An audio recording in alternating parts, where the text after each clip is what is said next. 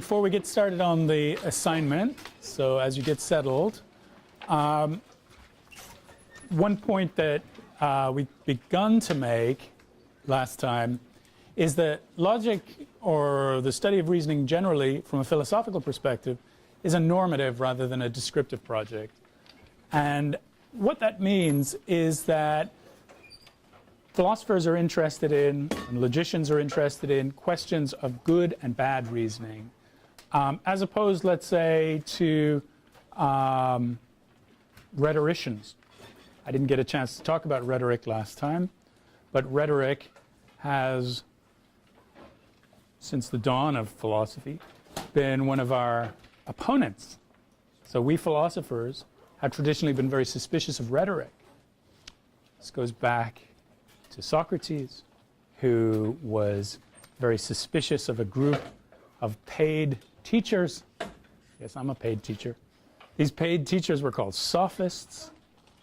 And the sophists' job was to convince, or to help people convince courts that their case had merit. So in ancient Greece, there were no lawyers, so you had to defend yourself in court. You had to be able to speak persuasively. So part of the sophist's job was to teach people with means, people of means, for money, how to argue convincingly for their case in court. And Socrates was suspicious of this because he thought that what the sophists were doing was helping to make bad arguments and false views look like good arguments or good views, right? So the idea was to make the weaker argument or weaker position look stronger than it actually is.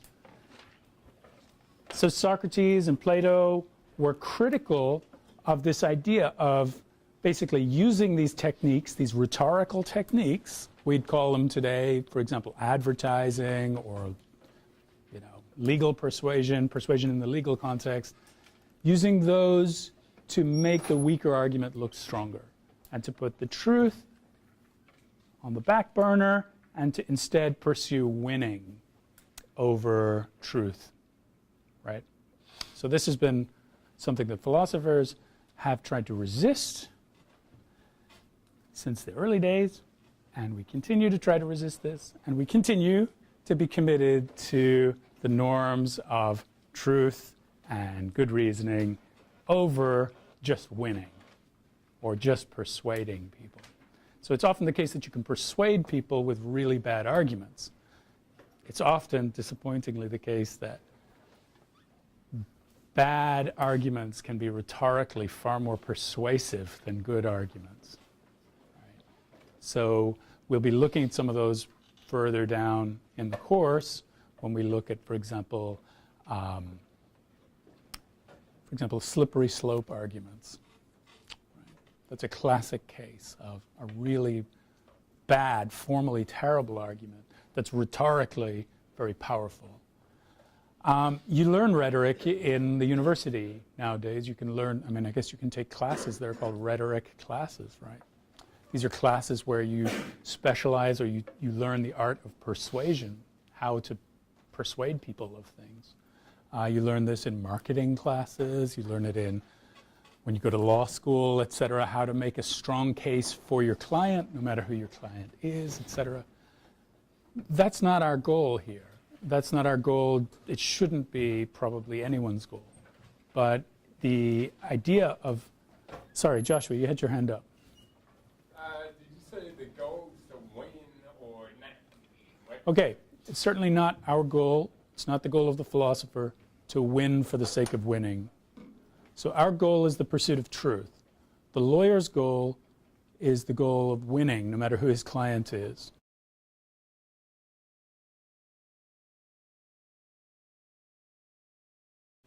The advertising executive's goal is to sell as much of his client's junk as he can, right?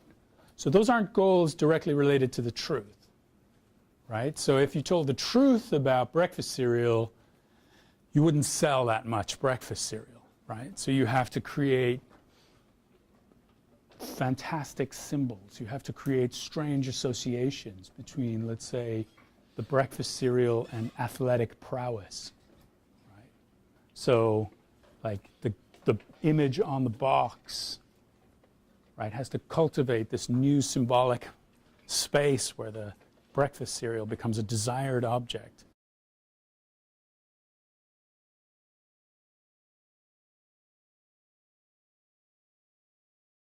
When in fact it's like a bland or sweet or unpleasant, not a great thing to be eating in the morning.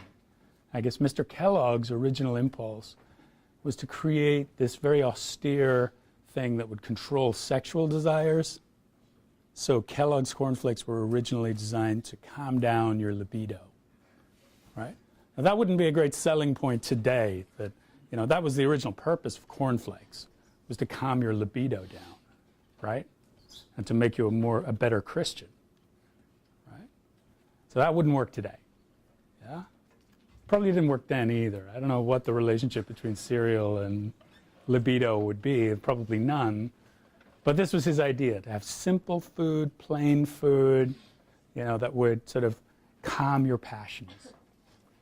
Yeah? Okay. So you can see Kellogg's cornflakes had a very different symbolic role originally than they would, let's say, today. But I mean, breakfast cereal is a classic. I mean, it's a really good example because it's like nothing. And yet we have this elaborate symbolic space, takes up a big chunk of the grocery store. I don't know why people eat it. Right? Why do people eat breakfast cereal? I mean, it's nothing, right? It's not really proper food, is it? Anyway, whatever. That's my issue. But you know, the bottom line is, the advertising executive has to turn this nothing thing, right, breakfast cereal, into something that occupies part of your imagination, part of your symbolic space,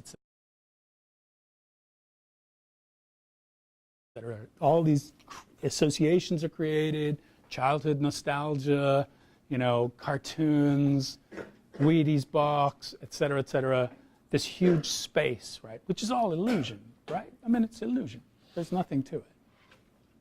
But it's very powerful, and it compels our behaviors in all kinds of ways.